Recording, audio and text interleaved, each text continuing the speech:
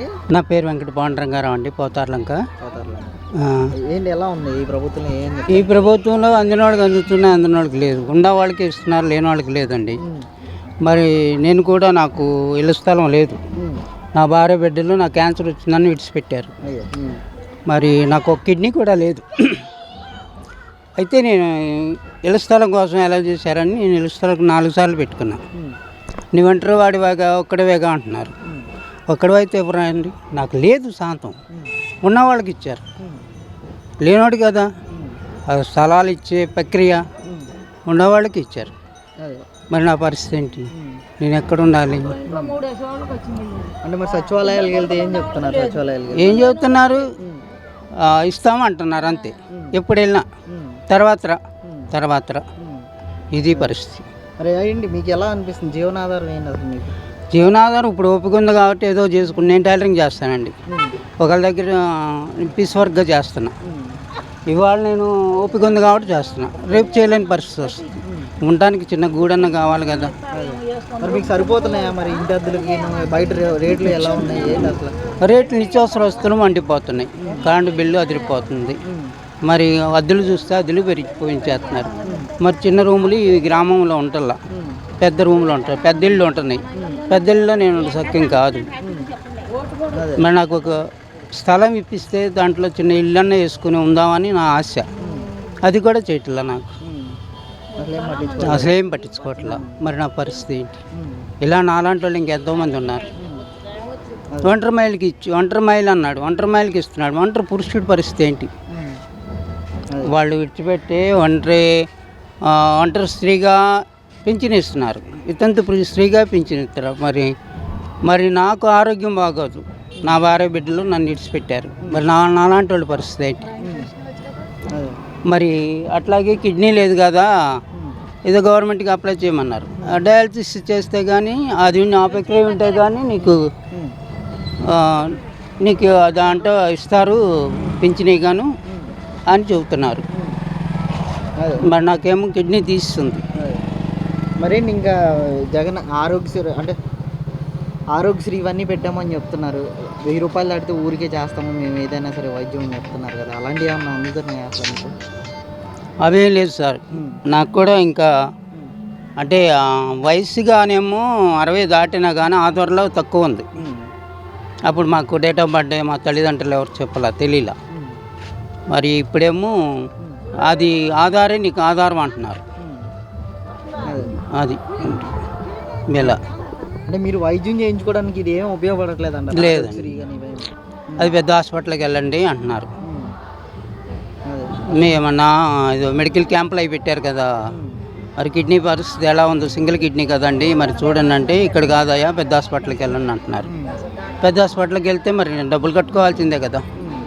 ప్రభుత్వ ఆసుపత్రులు ఏమీ చెప్పట్లేదు అయితే? ప్రభుత్వ హాస్పిటల్ ఏం చెప్పట్లేదు. మరి ఏంటంటే ఇంకా 2 నెలల ఎలక్షన్స్ రాబోతున్నాయి కదా, ఎలా ఉంటుంది అంటారు? ఏం చెప్తారు? ఎలాంటి ఉంటమేముంది, ఇప్పుడు ఏదో ఇప్పుడు 10 మంది మీద, ఇప్పుడు 100 మంది మీద తీసుకున్న ఈ లాభాలు ఓ 10 మందికో 5 మందికే ఇస్తున్నారు, అంతే కదా జరిగేది. ఇప్పుడు నిత్యావసర వస్తువులు చూస్తే పెరిగిపోయినాయి, అన్నీ పెరిగిపోయినాయి. అది ఒక్కటే కాదు, కరెంటు బిల్లులు పెరిగిపోయినాయి. మరి అది ఇంతవరకు రేట్ల కన్నా ఇప్పుడు రేట్లకి కంపేర్ చేస్తే మరి వాళ్ళ రేట్లు బాగా పెరిగిపోయి ఉన్నాయి. మరి రోజువారీ వర్క్ చేసుకునేవాడు ఏమి తింటాడు, ఏం తెచ్చుకుంటాడు. ఒక రోజు ఉంటుంది ఒక పని, ఒక రోజు ఉండదు. ఆరోగ్యం బాగుంటుంది, సహకరించదు. మరి పరిస్థితులు ఏంటి? అంటే మీ ఇంటి వద్దకి ఆరోగ్య సురక్ష, జగనన్న ఆరోగ్య సురక్ష అని ఇలాంటి కార్యక్రమాలు పెడుతున్నాను అంటున్నారు కదా, అలాంటివి ఏమైనా వస్తున్నాయా? ఏమి లేదు. ఇంతవరకు ముందులో వచ్చిన కొత్తలో కొంచెం తిరిగారు, ఇప్పుడేం లేదు. అసలు ఏం లేదు, పట్టించుకోవట్లేదు. నాకు లేదు. ఇక్కడ ఎవరిని అడిగినా తెలుసు. ఈ ఇల్లు ఉన్నాయి, ఉండడానికి ఉంది, అన్నీ ఉన్న వాళ్ళకి చూసి ఇస్తున్నారు. చెప్పారు. నా పేరు రాధాకృష్ణ అండి. మాది పామర్ మండలం మల్లవరం గ్రామం. ఏం చేస్తుంటారు మీరు? నేను వ్యవసాయం చేస్తానండి. అన్న, మరి జగన్మోహన్ రెడ్డి గారు ప్రభుత్వం చూస్తున్నారు, 5 ఏళ్ళు అయిపోవచ్చింది కదా, మీకేమనిపించింది? అసలు ఏం చెప్తారు? ఏమనిపిస్తుందండి, ఏమనిపిస్తుంది, నిత్యావసర వస్తువులు పెంచేశాడు, కరెంటు బిల్లులు పెంచాడు, అన్నీ పెంచేశాడు. మరి ఒక పంచేయే ఒకటే చెప్తున్నాడు, ఈయన పెంచింది చెప్పట్లా. అది అంటే మీకోసం 124 బటన్లు నొక్కాను, బతకాలు ఇచ్చాను, మీకోసం 2 బటన్లు నొక్కుతాకి ఏముందండి, ఎన్ని బట్టలు అయినా నొక్కొచ్చు. అది అదే. అంటే ఏమన్నా అభివృద్ధి చేస్తున్నారా మీ గ్రామం? ఇప్పుడు బటన్ నొక్కుతాకి కొత్తగా ఏమీ లేవు కండి. ఇప్పుడు పసుపు కుంకుమ కింద చంద్రబాబు నాయుడు ఇచ్చాడు, ఇప్పుడు ఈయన ఇస్తున్నాడు. 200 పెన్షన్ 2000 చేసింది చంద్రబాబు నాయుడు, అవునా కదా? అది మరి ఇప్పటికి 3000 ఇస్తాను, ఇప్పటికి 5 ఏళ్ళకి 3000 చేశాడు. అదే అప్పుడు చంద్రబాబు నాయుడుకి వెళ్తూ వస్తే అప్పుడే 3000 చేసేవాడు. అదే అది అంటే ఈరోజు ఎలా వస్తున్నాయి కరెంటు బిల్లులు కానీ, బస్ ఛార్జీలు కానీ, పెట్రోల్ డీజిల్ రేట్లు? బాగా బాగా పెరిగినాయి కదా. నిత్యావసర వస్తువులు బాగా పెరిగినాయి. అది అంటే ఈరోజు ఇంటింటికి రేషన్ పంపిస్తున్నాను అంటున్నాడు కదా, అన్నీ వస్తున్నాయి ఆ రేషన్లో, ఏంటి అసలు? ఇంటింటికి ఏముందండి, ఇంటింటికి ఏముంది, ఇక్కడ తీసుకొచ్చి పెడతాడు. ఈ ఊరంతా వచ్చి ఇక్కడ తీసుకోవాలి. ఆ వ్యానోడు ఇంటింటికి ఎక్కడ వెళ్తున్నాడు, వెళ్ళట్లా. పండగ కానుకలు ఏమైనా ఇస్తున్నారన్న ఈ ప్రభుత్వంలో, ఏంటి అసలు? పండగ కానుకలు అసలు ఎప్పుడో మర్చిపోయాడుగా. అది ఎప్పుడో మర్చిపోయాడు. అది చంద్రబాబు నాయుడు గారు ఇచ్చిన ప్రతి పథకం కూడా తీసి పక్కన పెట్టేశాడు కదా. ఇంక ఈయన ఎక్కడ ఇస్తాడు, ఎవడో. నేనే గెలుస్తాను మళ్ళీ 170 నావే అంటున్నాడు కదా. ఎవరి కాళ్ళు అటాక్ చెప్పుకుంటారండి. ఇప్పుడు ఎవరు చెప్పుకోరు. తెలంగాణలో ఏమైంది, అంతే జరిగింది కదా. కేసీఆర్ నేనే మళ్ళీ 3వ ముఖ్యమంత్రి అవుతాను అన్నాడు, పోయాడు కదా. ఇక్కడ కూడా మార్పు రావాలి అనుకుంటున్నారు రాష్ట్ర ప్రజలు, మార్పు కోరుకుంటున్నారు కాబట్టి మారుతుంది గవర్నమెంట్ అనేది. అంటే ఈరోజు కన్ఫామ్గా నెరవేర్చాను, సెంటు స్థలం ఇచ్చాను, ఇల్లు కట్టుకోవడం. సెంటు స్థలం ఇస్తే ఆడు ఎలా బతుకుతాడండి అసలు? వాస్తవానికి చెప్పండి. ఎన్టీ రామారావు గారు ముఖ్యమంత్రి అయినప్పుడు 3 సెంటు ఇచ్చాడు.